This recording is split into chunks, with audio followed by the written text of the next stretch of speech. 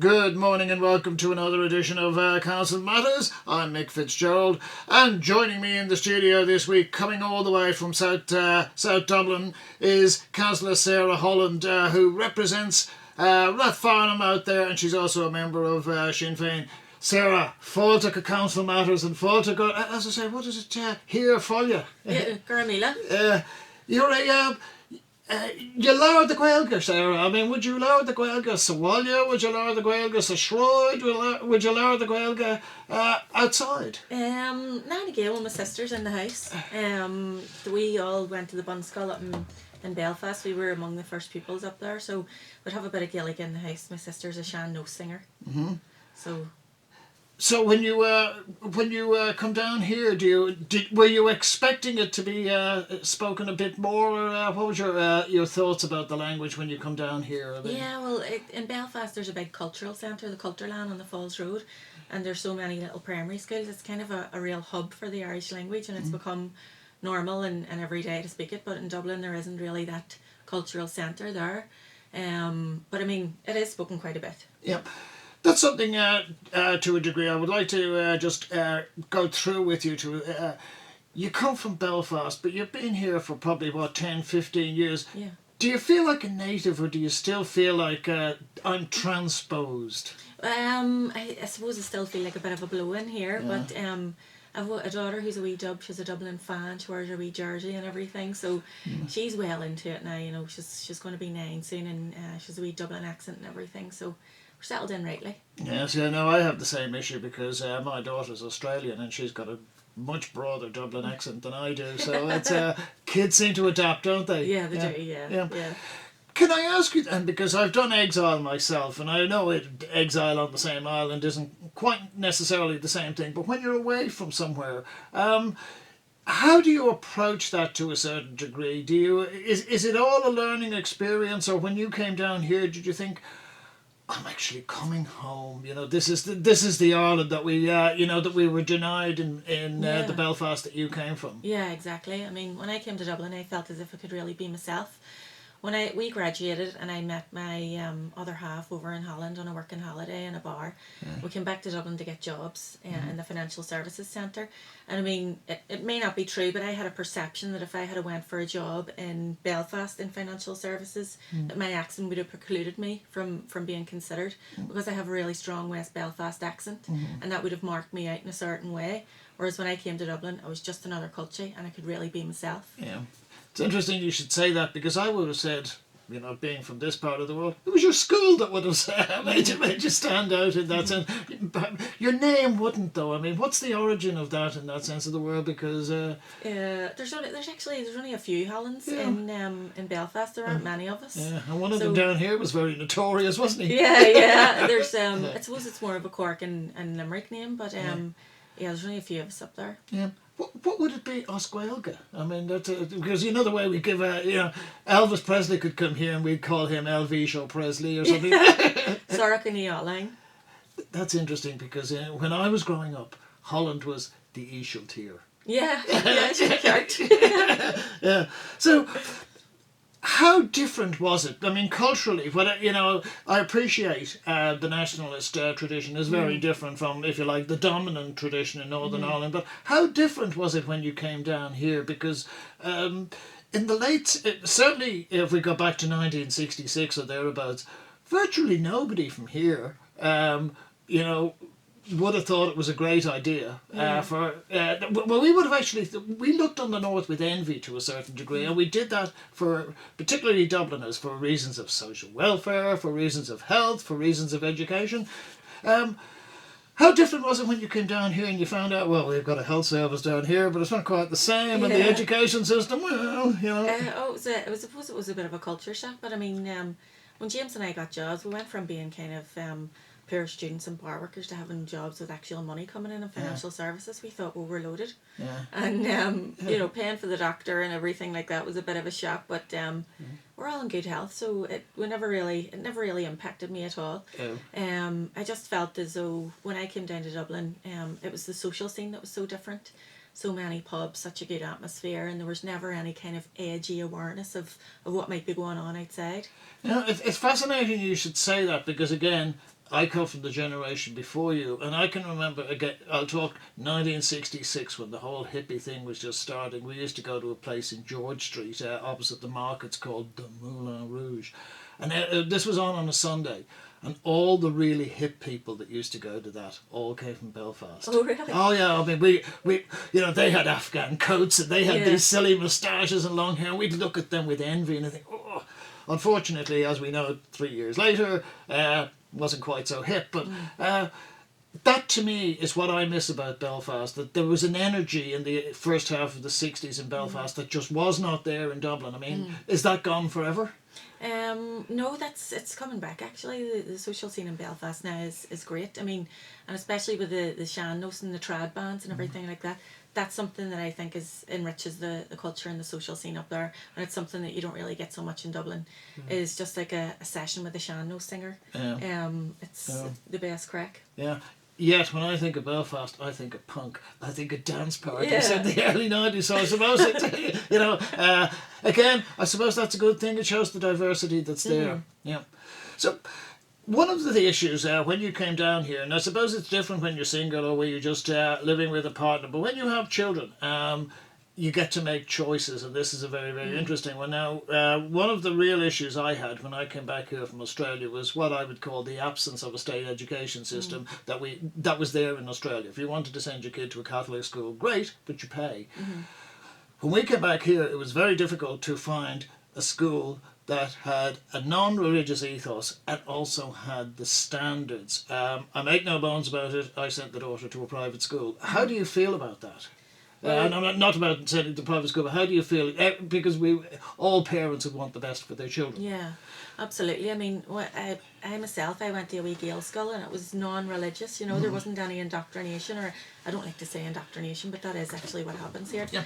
So we were living in Rathgar when Gracie was born, and we researched and moved to Rathfarnham because the Loretto had such a good reputation. So we moved up there to send her in there. But I think that, the fact is, my wee niece and nephew are Muslim, and they're going to a non-religious school, and the religious teaching comes from their parents. I think that's how it should be. I don't really agree 100% with people or children being kind of indoctrinated while they're at school, but at the same time, the standard of education is so high up there. The teachers are lovely, and Gracie loves it, and it's a lovely area. So. Yeah. No, again, this is why I went to nominally a state school here, but we had teachers who could actually bring the Virgin Mary into the geometry lesson. And Lord forget about don't get me started on geography because and particularly history. Something, again, I'm very interested to hear your own perceptions from Sarah. When I went to university here in 1969, Sinn Féin were just one party. They were Sinn Féin, and then we had the official Sinn Féin. But that was the first time I met northern people en masse. And it was quite different because suddenly it wasn't just the accent, it was the whole way of thinking. The impression as a working class Dubliner I got was that they've got almost a Disney view of the Republic of Ireland. We shared the realistic view, and the realistic view was unemployment, bad health, dying younger, and all of that. They seem to have a very idealistic view of what you might call the Free State, the 26 counties, whatever. How realistic do you think that perception was? But I'm going back 40 years here at the time. Yeah, well, when I was growing up, I mean, it was the 80s when I grew up, and there were soldiers on the streets. Police used to knock our door at 6 o'clock in the morning and come in and destroy the house. I think at the time I couldn't perceive of anything where that wasn't normal, to have soldiers on the street, armed policemen and soldiers on the street, explosions happening, someone else being shot every day. It was really frightening looking back on it now. And I mean, I suppose that's kind of the reason why I moved to Dublin as well, because I wanted my daughter to grow up without any of that kind of baggage. Was that indigenous, or was that specific to your area? Because I know you came from West Belfast, and the part of the area of West Belfast you came from, I have some experience of. Yes, it was one of the most militarised places I have ever seen in the late 70s, early 80s. However, I also have friends who come from the Malone Road. It's completely alien. It may as well be taking place on a different planet. So I'm just wondering, had you guys had moved 3 or 4 kilometres down the road, would it have been a different world? Oh, absolutely. I mean, there was and probably still is a huge class divide in Belfast. To be honest with you, I know my way all around Dublin, but I don't know my way around Belfast outside of my own parochial triangle where we grew up. You know, it was very parochial, and I suppose families kind of stuck together almost like glue. Nobody ever moved outside of the parish, and that's still actually the case today. It's very interesting you should use the word class, because when I go back to 1969, 1970 and the split happened between the two Sinn Féins, virtually nobody I knew at the time in Dublin supported the provisionals. It just was not...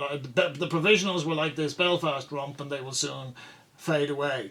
The issue that almost came around to was the issue of class. It was the issue. That's my memory of it. It was the officials were becoming a very Marxist organisation or a very left-wing organisation, and the provisionals were seen as, probably in Belfast, as the defenders of the Catholic people. It was a vastly different perception, and that's why, if you like, I'm trying to see how you've managed to cross that bridge on your way to Rathfarnham from Andersonstown. But I suppose I've always kind of primarily been a socialist myself, and I was always very aware of my working class background and the values that my father taught me. So, and fitting that in Rathfarnham as well, it's just kind of like, I find myself in the same situation that so many other families found themselves in, where you have two good jobs and you still can't afford to buy a house or pay a mortgage. You know, so it's to me, although the parameters have kind of changed for what a working class person is, you can still have two good jobs and you're still kind of struggling. Let's go back to that now. I just want to briefly allude to what is a tragic episode in your life and the situation with your father. He was murdered, but he wasn't murdered as part of the Troubles. He was murdered as part of crime. That doesn't make it any easier. What's your memory of that particular period, Sarah? That night when I got that phone call was the worst night of my life, that I would say. It was the middle of the night phone call. Mummy was crying so much she was nearly incoherent. And she just, all I could make out was, he's not going to make it. So we had to come up home, and you were living here, were you? I was living, Gracie was just a baby, so we had to get her up and get dressed in the middle of the night and come up home. It was horrifying, so shocking. The violence of it, it was just, I felt as if I'd stepped into an alternate universe. I mean, you see things like this happening on the news, but for our wee family, like we were all still very sheltered and whatnot, you know, still kind of coddled by our parents, four wee girls, and then coming home and just seeing my daddy, who was very much the anchor and the alpha male in the house, lying so helpless. It was horrific, absolutely horrific. And I suppose it was a massive learning experience for all of us as well. The circumstances, if please feel free to correct me on this, that he was defending his property and he was stabbed by, for want of a better term, some local hooligan. Have I got that right? Yeah, well, that's it. There was a gang actually on that evening. They were on a bit of a crime spree actually, and the police were called earlier in the evening, but they didn't come out. And it's my feeling that if they had have come out and apprehended that guy, Daddy would still be alive. You know, but this was it. It was very much just chance. Daddy was at his wee pub quiz that he went to on a Tuesday. He was on his way home. He saw them at the van trying to steal it. He interfered, and he ended up being stabbed in the head and down in the street. And thank God my mother didn't actually see it. You know, we only saw him when he was in the hospital. We didn't see him on the street, which is a blessing. With the best will in the world, if you hated those people, whoever they were, nobody would blame you. I mean, how do you reconcile that with, you know, I suppose the question is, doesn't it inevitably leave some emotional scars that will last for a very long time? Absolutely, 100%. And I mean, that hatred and unforgiveness is something that I struggle with personally, but I just think if those kids had had a better chance, a better start in life, if there had been early intervention projects, if there were more sports clubs, if there was a sort of, you know, dedicated youth facilities, would they have gone down that road?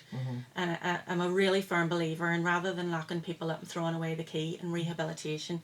I mean, for example, that kid now is in jail. He's going to be out in a couple of years' time. If there was an onus on the prison authorities to educate him, to give him an apprenticeship, would he come out and be a valuable member of society, you know, rather than... It's a very difficult one now. As I say, I'm not going to try and answer it for you, but surely there are two sides to it. Is that one, yes, society has an objective, has a role to at least attempt some form of rehabilitation. Also, society has a role, a responsibility to protect him so that the next Sarah Holland's dad doesn't get killed by somebody else if it's not him. It's a very tricky one. I don't know how you balance that. Yeah. I know. I think the thing that we have to hold on to, and the thing that I held on to, I mean, when Daddy was killed like that, it brought us all down to the very bare bones of ourselves, and the only thing that I could hold on to was that seeking revenge or wanting to hurt someone else would make me exactly the same as the person who killed my daddy. And we all wanted to be better than that, and that's how we built ourselves back up again. Okay, I'm going to ask you then the trickier question. There's a park up the road called Fairview Park, and it was a notorious case about 30 years ago where a gay man was murdered, and it kicked off a whole train of process which we probably concluded on the 22nd of May. Excuse me. A friend of mine wrote an article at the time saying, oh, this was, very sad, but there were poor guys and they came from working class backgrounds, and really they weren't so much to blame as society was. I mean, people didn't buy that argument. Do you buy that argument? I think to a certain extent, you could say, society's at fault for, the crime sprees or murders that happened. Like, the people who killed my daddy were only 15 and 16. Yeah. You know, they were still kids themselves, and I think that was the difference. That would be the difference. Yeah. Really, you can't just say... It's about parenting and stuff as well, and taking responsibility for your kids. Yeah. You couldn't really say that society is to blame. I mean, obviously there are always going to be evil people who do these types of things, you know. That's an interesting one you use. When I say this to my daughter, she says there's no such thing as evil. I'm not convinced. I think there is. So, in that regard, then, Sarah, the vast majority. I grew up in a working class area. I still consider myself. That's the ethos I subscribe to. In my understanding, the vast majority of people who grow up in these areas, their primary objective is some form of security, whether it's emotional security, but generally it's economic security. We want a house, we want a decent education for our kids, we want a fairly decent health system for ourselves and our grannies and all of that, and if the worst hits the worst, a safety net called the social welfare system. To me, that's essentially what people want. Is that the Sinn Féin message? Yeah, exactly. Primarily the Sinn Féin message is one of equality. Yeah. I mean, for example, just here in Dublin, say there was a report out recently, and I can't remember the exact statistics, but it was something like in Dublin 6, something like 95% of kids will go on to third level education. In Dublin 24, it's down at 25%. It's that kind of inequality that Sinn Féin want to address. We want to make opportunity accessible to everybody. Yeah. Can I make a point on that one? Because I did some work on this about 10 years ago up when I was working up in Cllr. The correlation, and it's very, very interesting, the correlation between education, employment, it also then comes into voting. In other words, engagement with the electorate. So what we discovered, the area that I live in, the highest, one of the highest third level education, one of the lowest unemployment, and lowest prison. But we also had the highest engagement in the electorate. We voted. You go the other way, where the statistics are the opposite. You'll find that the correlation is the engagement with the political system, and we saw that to a certain degree in the last two by-elections out in your part of the world. Sinn Féin lost them; they should have won them. Well, yes, in some of the areas, turnout is particularly low, and there's a lot of apathy as well. And I mean, you would find that. I mean, there's a perception that, for example, the council would spend more time cutting the grass and pruning the trees in the more affluent areas. So you kind of feel as if you're. I mean, I know this myself from growing up in a working class area. You become ghettoised. You start to accept that you're not going to be able to break out of there. Now, voter apathy was never a problem when I was growing up. The turnouts were always high. I couldn't wait to get my first vote. That's not the case down here in Dublin. But the big difference, what was really heartening about the marriage equality referendum, was the massive upswing in voter turnout and engagement. It was so heartening. And I think if Sinn Féin can keep that going, can keep people's interest going, in the fact that their vote makes a huge difference, we could really, That's a very interesting point, because I say as you know, as a professional observer on these things, that Sinn Féin won the beauty contests in the 2 by-elections, but there's, you know, so in other words, you'll do between 20-25%. It's that 75% that you have to make inroads in, and that 75% does not trust Sinn Féin. That's the sad reality. I was just looking at a statistic, and to me it was a really telling statistic from the local elections. It was Don Leary, your candidate, Jeanette Kavanagh. She finished 5th. Yeah. 3 other candidates managed to leapfrog. That suggests there's still an element of toxicity with the voters. How do you get around that?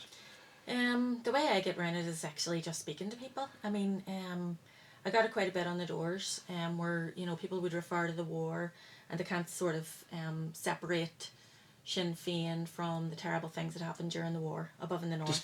Despite your age and gender and all of those things. Oh, absolutely, yeah. And I mean, it's absolutely understandable too. But I think a large part of that is down to an unsympathetic media. I mean, if you pick up the Indo or the Times, you're not going to read anything about Jerry Adams being a peacemaker or the massive strides that the people in West Belfast took towards building bridges. You're going to read about the terrible things that happened in the past, you know. So, I mean, the way that I counteract that is just to speak to people.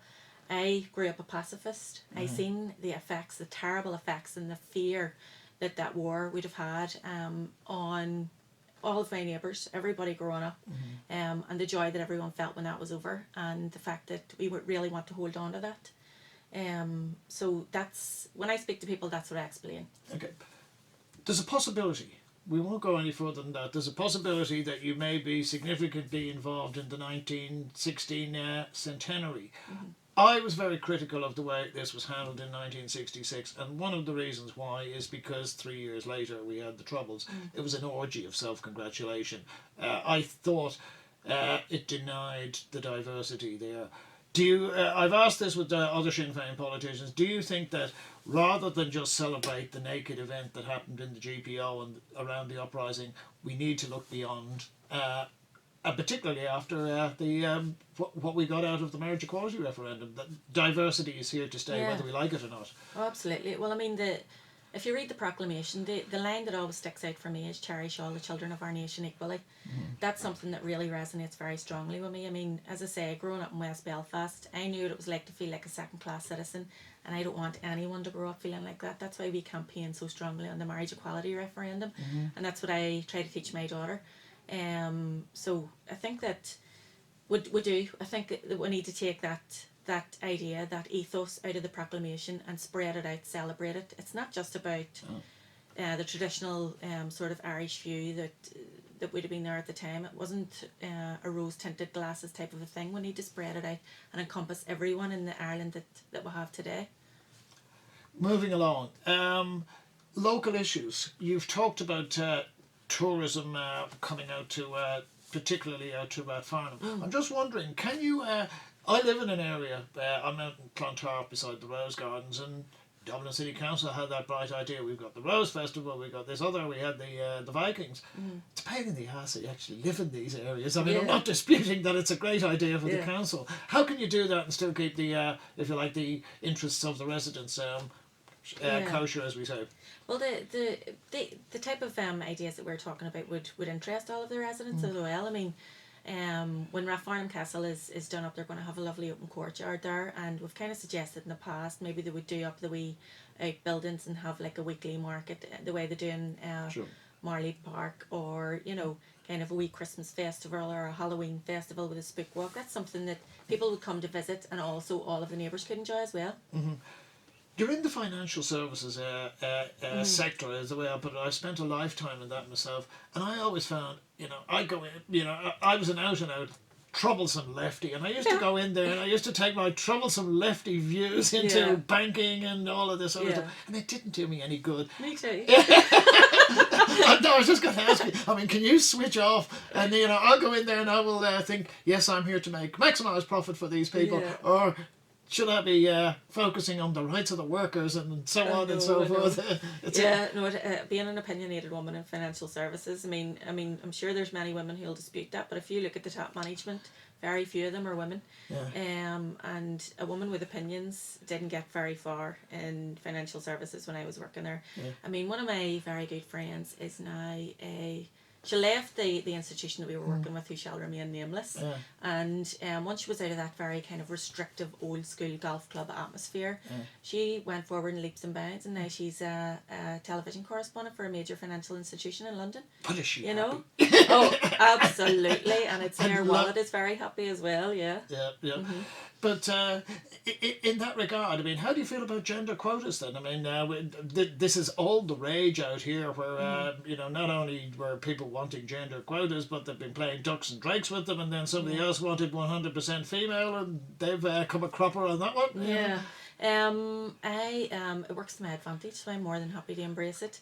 I mean, if they hadn't introduced gender quotas, we probably would have been seeing Cathal King and Sean Crowe running in Dublin Southwest.